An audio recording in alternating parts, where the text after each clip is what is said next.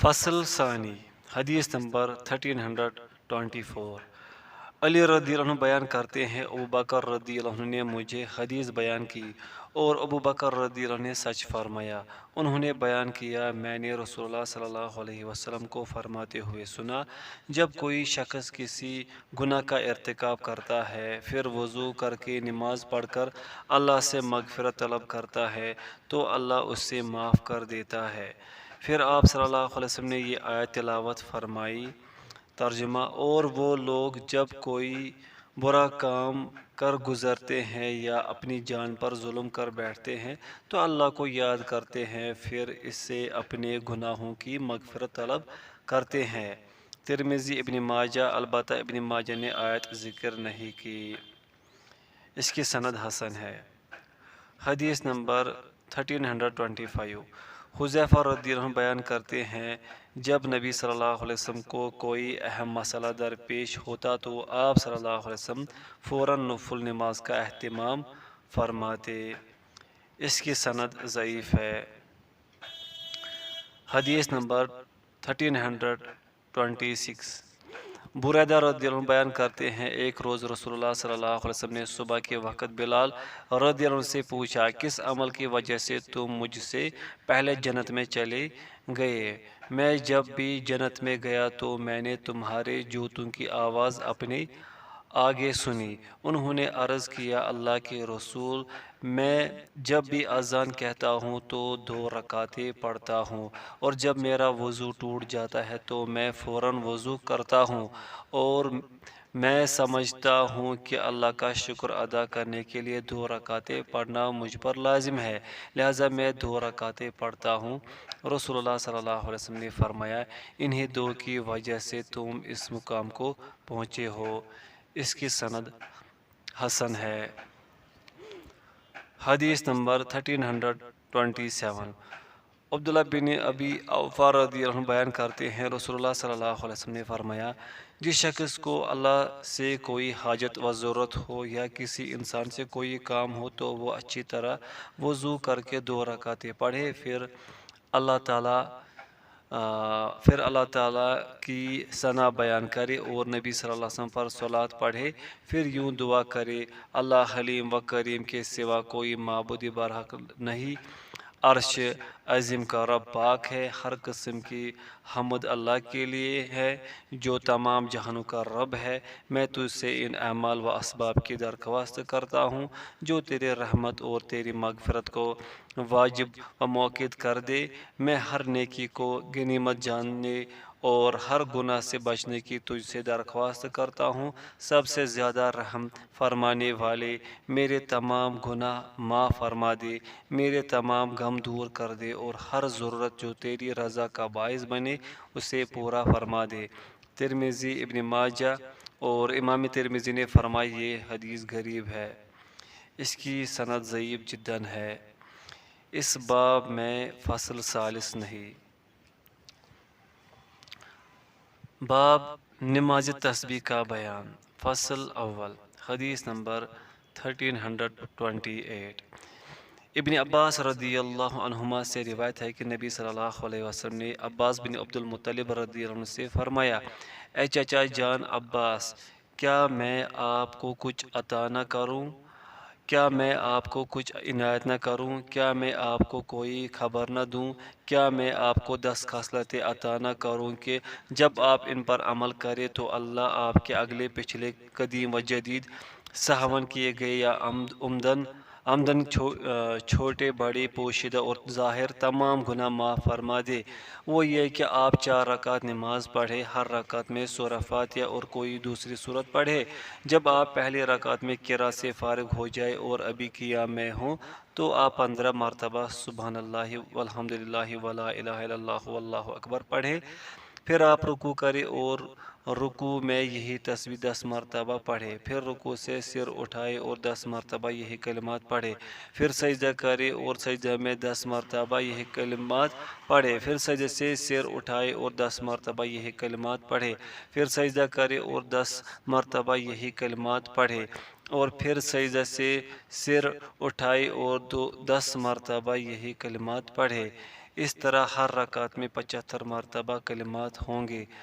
آپ یہ عمل 4 رکعتوں میں دہرائے۔ اگر آپ ہر روز اسے پڑھ سکے تو پڑھے، اگر ایسے نہ ہو سکے تو پھر ہر جمعہ یعنی ہفتہ میں ایک بار پڑھے، اگر ایسے نہ کر سکے تو پھر سال میں ایک مرتبہ پڑھے، اگر ایسے بھی نہ کر سکے تو پھر اپنی زندگی میں ایک بار ہی پڑھ لے۔ یہ روایت حسن ہے۔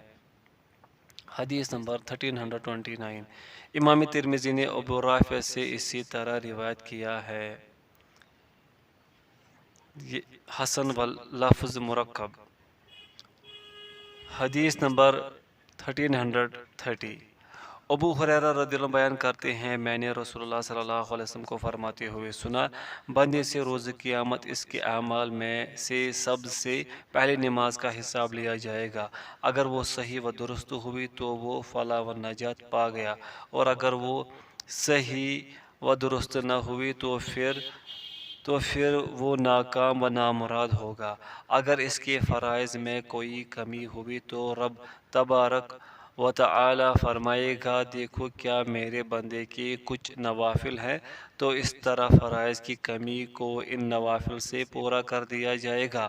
پھر باقی اعمال کا حساب اسی طرح ہوگا، اور ایک دوسری روایت میں ہے پھر زکوٰۃ کا حساب بھی اسی طرح ہوگا، اور پھر باقی اعمال کا حساب بھی اسی مذکورہ مثال کی طرح ہوگا۔ اس کی سند حسن ہے۔ حدیث نمبر 1331، امام احمد نے نبی صلی اللہ علیہ وسلم کے اصحاب میں سے کسی ایک سے روایت کیا ہے، اس کی سند صحیح ہے۔ حدیث نمبر 1332، ابو امامہ رضی اللہ عنہ بیان کرتے ہیں، رسول اللہ صلی اللہ علیہ وسلم نے فرمایا، بندہ جب 2 رکعتیں پڑھتا ہے تو اللہ اس طرف خصوصی توجہ فرماتا ہے، اور جب تک بندہ نماز پڑھتا رہتا ہے تو نیکی رحمت اس بندے کی سر پر سایہ کرتی رہتی ہے، اور بندہ اللہ کے کلام یعنی قرآن کے ذریعے جس قدر اللہ کا قرب حاصل کر سکتا ہے ویسا کسی اور چیز کے ذریعے حاصل نہیں کر سکتا۔ اس کی سند ضعیف ہے۔ باب نماز سفر کا بیان۔ فصل اول۔ حدیث نمبر 1333، انس رضی اللہ عنہ سے روایت ہے کہ رسول اللہ صلی اللہ علیہ وسلم نے مدینہ میں ظہر 4 رکعت پوری نماز ادا کی، اور ذوالحلیفہ میں عصر 2 رکعت قصر نماز ادا کی، متفق علیہ۔ حدیث نمبر 1334، حارثہ بن وہب خزاعی رضی اللہ عنہ بیان کرتے ہیں، رسول اللہ صلی اللہ علیہ وسلم نے ہمیں منی میں 2 رکعتیں پڑھائیں، حالانکہ اس سے پہلے ہم کبھی نہ تو اتنی کثیر تعداد میں تھے اور نہ کبھی اس قدر پرامن تھے، متفق علیہ۔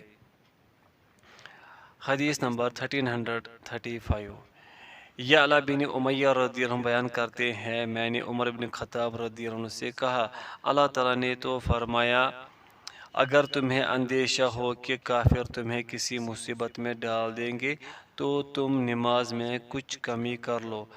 اب تو لوگ پرامن ہیں، کسی قسم کا کوئی اندیشہ نہیں۔ عمر رضی اللہ عنہ نے فرمایا، جیسے آپ کو تعجب ہوا ہے ویسے مجھے بھی تعجب ہوا تھا۔ میں نے رسول اللہ صلی اللہ علیہ وسلم سے دریافت کیا تھا تو آپ صلی اللہ علیہ وسلم نے فرمایا تھا، ایک قسم کا صدقہ ہے جو اللہ نے تم پر کیا ہے، تم اس کی طرف سے صدقہ قبول کرو، رواہ مسلم۔ حدیث نمبر 1336، انس رضی اللہ عنہ بیان کرتے ہیں، ہم رسول اللہ صلی اللہ علیہ وسلم کی معیت میں مدینہ سے مکہ کے لیے روانہ ہوئے تو آپ ہمارے مدینہ واپس پہنچنے تک 2 رکعتیں نماز قصر پڑھاتے رہے۔ ان سے پوچھا گیا کہ تم نے مکہ میں کچھ قیام بھی کیا تھا؟ انہوں نے فرمایا، ہم نے وہاں 10 روز قیام کیا، متفق علیہ۔ حدیث نمبر 1337، ابن عباس رضی اللہ عنہما بیان کرتے ہیں، نبی صلی اللہ علیہ وسلم نے سفر کیا، فتح مکہ کا سفر۔ آپ صلی اللہ علیہ وسلم نے 19 دن قیام کیا، اور آپ جب ہم سے زیادہ قیام کرتے ہیں تو ہم 4 رکعتیں پوری نماز پڑھتے ہیں، رواہ البخاری۔ حدیث نمبر 1338۔ حافظ بن عاصم رحمۃ اللہ بیان کرتے ہیں، میں طریق مکہ میں ابن عمر رضی اللہ عنہما کے ساتھ تھا۔ آپ رضی اللہ عنہ نے ہمیں ظہر دو رکعت پڑھائے، پھر آپ اپنی قیام گاہ میں آ کر بیٹھ گئے۔ آپ نے کچھ لوگوں کو قیام کرتے نماز پڑھتے ہوئے دیکھا تو فرمایا، یہ لوگ کیا کر رہے ہیں؟ میں نے کہا نفل پڑھ رہے ہیں۔ انہوں نے فرمایا، اگر میں نے نفل پڑھنے ہوتے تو میں اپنی نماز پوری پڑھتا۔ میں رسول اللہ صلی اللہ علیہ وسلم اور ابوبکر و عمر اور عثمان رضی اللہ عنہم کے ساتھ رہا ہوں، وہ سفر میں 2 رکعتوں سے زیادہ نہیں پڑھا کرتے تھے۔ متفق علیہ۔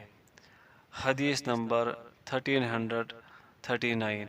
ابن عباس رضی اللہ عنہما بیان کرتے ہیں، جب رسول اللہ صلی اللہ علیہ وسلم سفر کرتے تو ظہر و عصر کو اور مغرب و عشاء کو ملا کر پڑھتے تھے۔ رواہ البخاری۔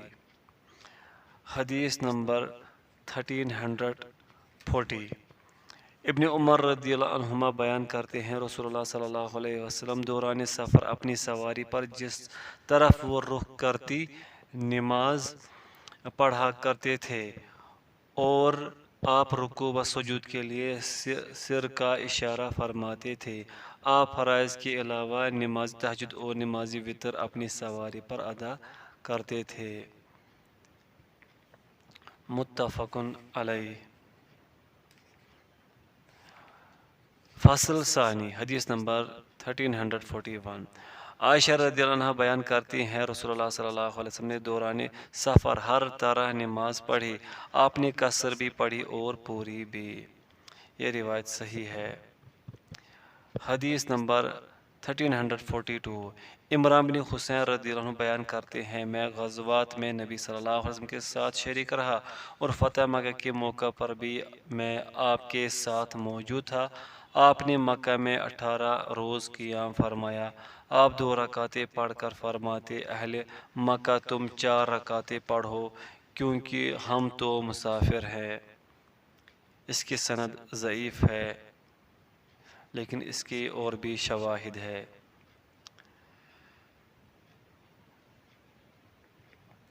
حدیث نمبر 1343۔ ابن عمر رضی اللہ عنہ بیان کرتے ہیں، میں نے دوران سفر نبی صلی اللہ علیہ وسلم کے ساتھ ظہر 2 رکعت پڑھی اور اس کے بعد 2 رکعتیں پڑھی۔ ایک دوسری روایت میں ہے، میں نے سفر و حضر میں نبی صلی اللہ علیہ وسلم کے ساتھ نماز پڑھی ہے۔ میں نے حضر میں آپ کے ساتھ ظہر 4 رکعتیں پڑھے اور اس کے بعد 2 رکعتیں پڑھی، اور میں نے دوران سفر آپ کے ساتھ ظہر 2 رکعت پڑھی اور 2 رکعتیں اس کے بعد پڑھی، اور عصر 2 رکعت پڑھی اور اس کے بعد کچھ نہ پڑھا، جبکہ مغرب، سفر و حضر دونوں حالتوں میں 3 رکعت پڑھے۔ سفر ہو یا حضر، ان میں کمی نہیں کی جاتی، اور یہ دن کے وتر ہے، اور اس کے بعد 2 رکعتیں پڑھے۔ اس کی سند ضعیف ہے۔ حدیث نمبر 1344۔ معاذ بن جبل رضی اللہ عنہ بیان کرتے ہیں، نبی صلی اللہ علیہ وسلم غزوہ تبوک کے سفر میں جب آپ کے کوچ کرنے سے پہلے سورج ڈل جاتا تو آپ ظہر و عصر کو جمع کر لیتے، اور اگر سورج ڈلنے سے پہلے کوچ کرتے تو ظہر کو مؤخر کرتے حتیٰ کہ عصر کے لیے پڑاؤ ڈالتے۔ اسی طرح مغرب میں کرتے کہ جب کوچ کرنے سے پہلے سورج غروب ہو جاتا تو آپ مغرب اور عشاء اکٹھی پڑھ لیتے، اور اگر غروب آفتاب سے پہلے کوچ کر لیتے تو آپ صلی اللہ علیہ وسلم مغرب کو مؤخر فرماتے حتیٰ کہ نماز عشاء کے لیے پڑاؤ ڈالتے، پھر انہیں جمع فرما لیتے۔ اس کی سند حسن ہے، اس کی سند صحیح ہے۔ حدیث نمبر 1345۔ انس رضی اللہ عنہ بیان کرتے ہیں، جب رسول اللہ صلی اللہ علیہ وسلم دوران سفر نفل پڑھنے کا ارادہ فرماتے تو آپ اپنی سواری پر قبلہ رخ ہو کر تکبیر کہہ کر نماز پڑھتے، اور سواری جس رخ چاہتی چلتی جاتی۔ اس کی سند حسن ہے۔ حدیث نمبر 1346۔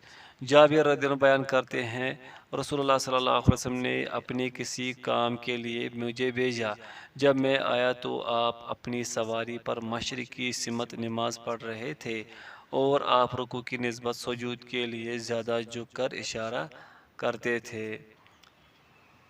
یہ روایت صحیح ہے۔ فصل ثالث، حدیث نمبر 1347۔ ابن عمر رضی اللہ عنہما بیان کرتے ہیں رسول اللہ صلی اللہ علیہ وسلم نے مینا میں 2 رکعتیں یعنی نماز قصر پڑھی۔ آپ صلی اللہ علیہ وسلم کے بعد ابوبکر رضی اللہ عنہ کے بعد عمر رضی اللہ عنہ اور عثمان رضی اللہ عنہ نے اپنی خلافت کے ابتدائی سالوں میں 2 رکعتیں ہی پڑھی، پھر اس کے بعد عثمان رضی اللہ عنہ نے 4 رکعتیں پڑھی۔ جب ابن عمر رضی اللہ عنہما امام کے ساتھ نماز پڑھتے تو آپ 4 رکعتیں مکمل نماز پڑھتے اور جب اکیلے پڑھتے تو پھر 2 رکعتیں پڑھتے تھے۔ متفق علیہ۔ حدیث نمبر 1348۔ عائشہ رضی اللہ عنہ بیان کرتی ہیں شروع میں نماز 2 رکعتیں فرض کی گئی تھی، پھر رسول اللہ صلی اللہ علیہ وسلم نے ہجرت کی تو 2 سے 4 رکعتیں فرض کر دی گئی اور نماز سفر کو پہلی حالت فرضیت پر برقرار رکھا گیا۔ زہری رحمۃ اللہ بیان کرتے ہیں میں نے عروہ رحمۃ اللہ سے کہا عائشہ رضی اللہ عنہ کو کیا ہوا کہ وہ پوری پڑھتی ہے؟ انہوں نے بتایا کہ انہوں نے بھی عثمان رضی اللہ عنہ کی طرح تعویل کی ہے۔ متفق علیہ۔ حدیث نمبر 1349۔ ابن عباس رضی اللہ عنہما بیان کرتے ہیں اللہ نے تمہارے نبی صلی اللہ علیہ وسلم کی زبان پر حضر میں 4 رکعتیں، سفر میں 2 رکعتیں اور حالت خوف میں 1 رکعت فرض کی۔ رواہ مسلم۔ حدیث نمبر 1350۔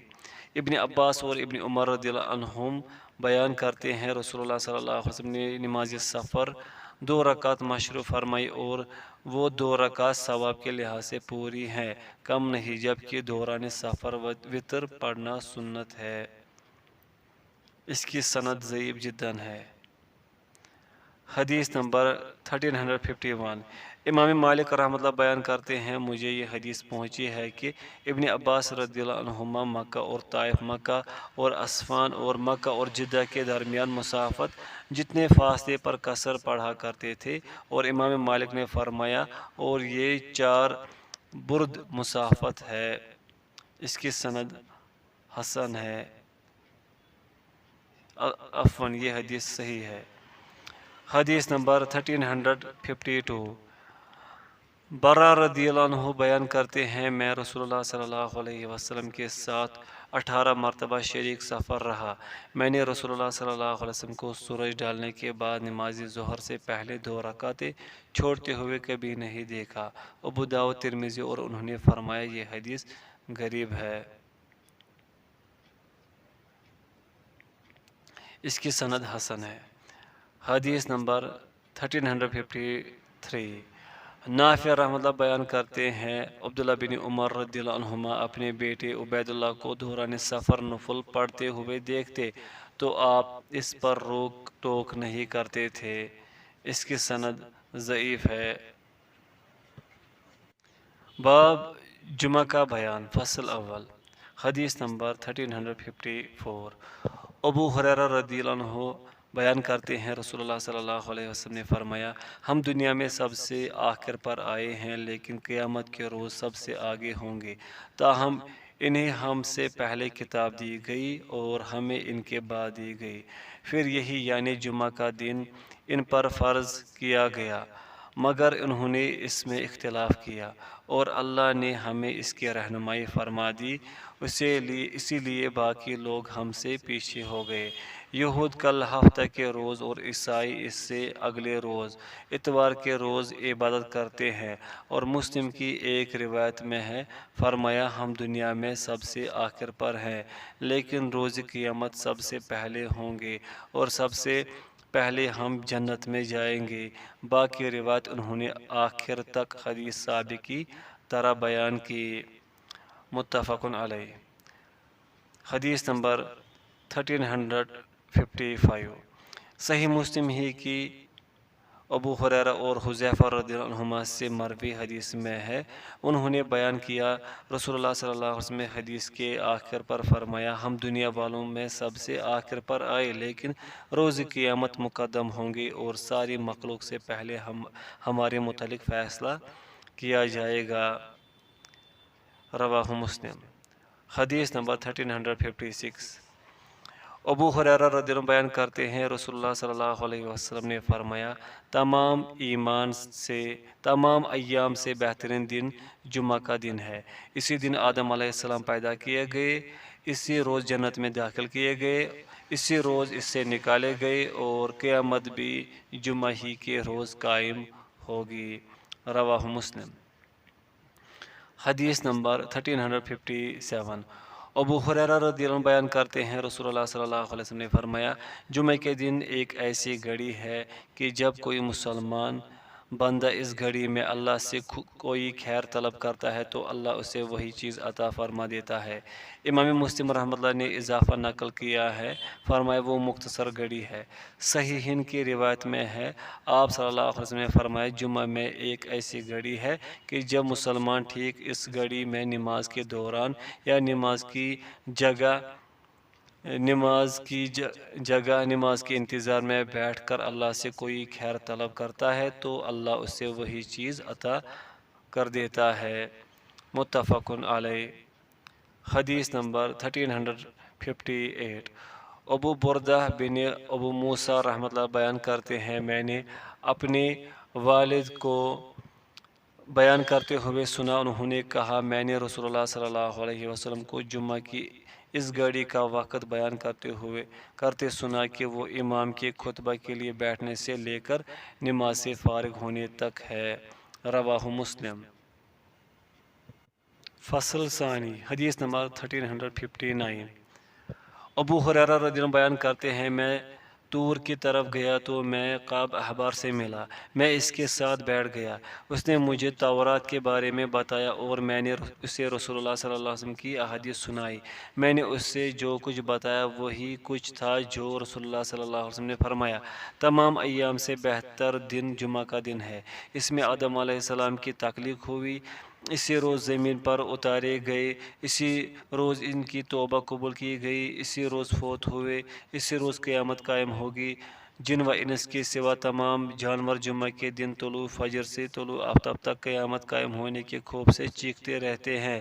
اس میں ایک گھڑی ہے کہ جب مسلمان بندہ عین اس گھڑی میں دوران نماز اللہ سے جو مانگتا ہے تو اللہ اسے وہی چیز عطا کر دیتا ہے۔ کعب نے کہا، پورے سال میں ایک دن ایسا ہوتا ہے؟ میں نے کہا، نہیں، بلکہ ہر جمعہ کے روز ہوتا ہے۔ کعب نے تورات پڑھی تو اس نے کہا، رسول اللہ صلی اللہ علیہ وسلم نے سچ فرمایا۔ ابو ہریرہ رضی اللہ عنہ بیان کرتے ہیں، میں عبداللہ بن سلام رضی اللہ عنہ سے ملا تو میں نے کعب احبار کے ساتھ اپنی مجلس کے بارے میں اور میں نے جمعہ کے متعلق جو اسے بتایا تھا اس کے متعلق انہیں بتایا کہ کعب نے کہا، وہ پورے سال میں ایک دن ہوتا ہے۔ عبداللہ بن سلام رضی اللہ عنہ نے فرمایا، کعب نے جھوٹ بولا۔ میں نے انہیں بتایا کہ کعب نے پھر تورات پڑھی اور اس نے کہا، بلکہ وہ ہر جمعہ کے روز ہوتا ہے۔ پھر عبداللہ بن سلام رضی اللہ عنہ نے فرمایا، کعب نے سچ کہا۔ پھر عبداللہ بن سلام رضی اللہ عنہ نے فرمایا، مجھے معلوم ہے کہ وہ کون سی گھڑی ہے۔ ابو ہریرہ رضی اللہ عنہ نے فرمایا، میں نے کہا، مجھے اس کے متعلق خبر دینے میں بخل نہ کرے۔ عبداللہ بن سلام رضی اللہ عنہ نے فرمایا، وہ جمعہ کے دن کی آخری گھڑی ہے۔ ابو ہریرہ رضی اللہ عنہ نے فرمایا، میں نے کہا، وہ جمعہ کے دن کی آخری گھڑی کیسے ہو سکتی ہے، جبکہ رسول اللہ صلی اللہ علیہ وسلم نے فرمایا ہے، کوئی مسلمان بندہ نماز میں اسے پاتا ہے۔ تو عبداللہ بن سلام رضی اللہ عنہ نے فرمایا، کیا رسول اللہ صلی اللہ علیہ وسلم نے یہ نہیں فرمایا، جو شخص کسی جگہ بیٹھ کر نماز کا انتظار کرتا ہے تو وہ نماز پڑھنے تک حکماً نماز ہی میں ہوتا ہے؟ ابو ہریرہ رضی اللہ عنہ بیان کرتے ہیں، میں نے کہا، کیوں نہیں؟ انہوں نے فرمایا، بس یہ وہی ہے۔ مالک، ابو داؤد، ترمذی، نسائی اور امام احمد نے کعب نے سچ کہا تک روایت کیا ہے۔ اس